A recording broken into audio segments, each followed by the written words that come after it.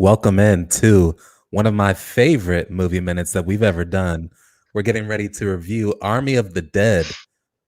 So, this film is rated 6.1 out of 10 on IMDb. That is wrong.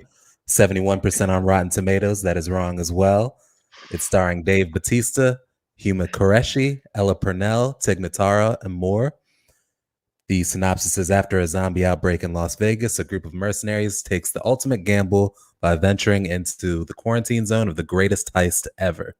Zack Snyder is the director, and the budget was $90 million. So I'm just going to tell you off the jump. Johnny and I have been texting each other about this all weekend. I loved it. I'm giving it a 5, but Johnny, I'll let you start off. I mean, I liked it as well. I mean, certainly not as much as you did. I gave it a 4, and it was kind of like a weak 4. So I didn't really believe it as much as you did, but a 4 is still a good score. This movie had absolutely everything. So, first of all, most zombie movies, they're kind of the same, right? You you have an outbreak, there's panic ensues, what happens next, people die, blah blah blah. Zack Snyder didn't waste time doing that. He did all of that in the opening credits. Like that wasn't even part of the movie. I I will say the convoy at the beginning was probably the weakest convoy I've ever seen. The lead car is literally supposed to take the hit. Like that's its entire True, job, and they swerve out of the true. way. But what I loved about it most was that there was literally everything in it. Like there were so many questions, and we're talking like parallel universes. We're talking Area 51 conspiracies. We're talking you know government experiments. Like I don't know what they're gonna do going forward. They could do a prequel, which I'd love. They could do a sequel, which I could love. They could do both. I know Netflix already has both lined up. I don't know how much we're into spoiling for people. How do you feel about that, Johnny? Should we talk about some of the questions I had? Yeah, I mean, especially with so many unanswered questions, we got to throw a couple spoilers. Obviously, it was set up for a sequel with the ending. That was like, certainly a sequel, and it was one of my issues with the movie is people get infected with the zombie virus or whatever at varying rates depending on the plot point and exactly what they wanted Right. to happen. Some people it's immediate, other people get a monologue out like Dave Batista, Sure. Sure. which is a huge And that spoiler, I guess. but that was like that added to my intrigue of the movie because I think Zack Snyder did that on purpose because I was under the assumption that that was just a plot hole, not I don't something think it's a plot intentional. hole. So that's the I think that's the difference between me giving it a 5 and you giving it a 4. I looked at everything as like intentional because we look at things like the zombies, there were alpha zombies and then there were kind of like beta zombies. The alpha zombies could organize and they were fast, but they also had this bluish tint to them, almost like it was robotic. And when the alpha zombies bit you, you would immediately become, subservient to that alpha zombie, but you'd have those same skill sets. And then we also found that in the movie, the alpha zombie could procreate like, a regular human would, which begs the question, why are they biting people if they could procreate? Is there an advantage to that? Certainly seems quicker. It seems quicker, but then, why procreate at all? What's the advantage to procreating normally? So It's called romance, Brad. yeah, zombie. There's another reason it's a 5. They Zombie may be dead, romance. but they're still alive. In that sense. And that's another thing. I think one thing that's always most fascinating about when people give their takes on zombies is what do you find scary about a zombie? To me, it's like the speed. The speed of a zombie is very frightening to me. Like the World War Z zombies, that kind of thing. That's terrifying if it were to happen in real life. Um, these ones had these ones had speed and they also organized. They were smart and they're also emotional. So it was kind of I like they did were love the everything. helmet the main alpha I put on.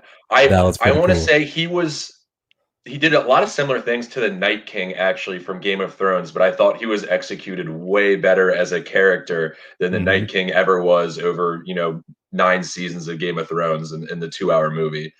And I it shows also intelligence. Oh, go ahead, Johnny. Yeah, I was just gonna say, and I did like the alpha zombie concept.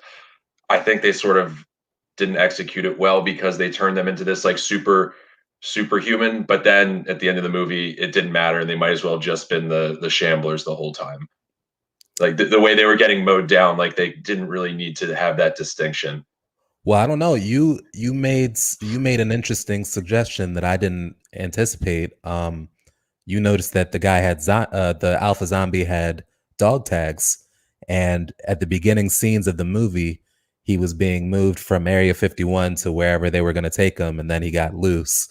You know, it almost implies that the government was doing conspiracy or was doing experiments on him, and they wanted an army of the dead, which obviously is the title of the movie. Um, I I think there's just a lot of fascinating rabbit holes that you could go down. You know, when they were blowing up the safe trying to get in, the skeletons um, had an eerie resemblance to the main characters of the movie. One of them actually had a key that Dave Bautista's love interest had during the Love movie interest before is she died. a strong word for the development. I think they Sure. did like two flirty lines in the movie, and then at the end she goes, "No, but I love you." It's Yeah. like okay, they kind of Apparently, threw that one in. right, right. Apparently, he thought he messed everything up, and oh, well, that's the thing. So in the opening credits, you know, where there's no dialogue, really, you're just watching what would have happened in the outbreak. You know, you could see them. They were pretty much going on an entire. What you're looking Basically, for. you saw in the sequence that you know they were pretty much a team in the immediate aftermath of the zombie outbreak. So you could see where there could be some background there, and that's something they might delve into in the prequel. But I loved that this was just straight up action, action, action, and Oh yeah, conspiracy, conspiracy, conspiracy. And I to me, that was I absolutely loved the beginning with the like sort of getting right into it, and then also the main characters sort of hoarding up old pictures and like what their old job was yeah. before the zombie pandemic. I absolutely loved that. And again, like it was just no BS. It was like, okay, we're gonna do this straight up. It's gonna be action, action, action. We're not gonna do any backstory. If needs to be backstory, we'll just mention it and move on. Like all of that stuff that we see in a typical zombie movie, they threw it out the window and said, It this is fodder." it did lean on a trope at the ending I could do without people having to monologue when they're trying to escape. Oh, Sure. I have to get my saying in, like, "Oh, I saved you." I have to look longingly at you while we're trying to escape instead of just, doing that Sure. on the flight out. But that you know, some of those tropes are kind of I almost feel like they're necessary in a zombie movie. And there was No, also because like you're writing the movie. If you needed him to catch up or something, like, you wrote the movie, just sure. put it in a different situation, Like, you Right, didn't your right. hand wasn't forced, you created this. But I also love that there was like, you know, I thought the casting was excellent. Like they had great comedic relief. All the acting was really good. I felt like everybody was in like their exact right roles, and everybody got the exact amount of screen Wait, time that they needed. which is ironic because the helicopter pilot was edited in, which is Right. why they It didn't really have a lot. It was Chris was supposed to D'Elia. be yeah, Crystalia, and then Yeah, Tig was the and she did a great job. I can't imagine anybody yeah. doing it better than she did. So Oh, yeah, but um, that's why there's like a little lack of interaction there with the other right. characters. I feel like. Right, right. So all in all, I'm giving it a 5 out of 5. I don't want to go into too many spoilers. Johnny, I believe you're giving it a 4 out of 5. So that's a 4.5 out of 5. It's not exactly a must watch, but it's a you really should watch this. Especially if you like action movies, zombie movies, or anything like that, then that pretty much bumps it up. If you're a fan of the genre, to back to a must watch. Yes.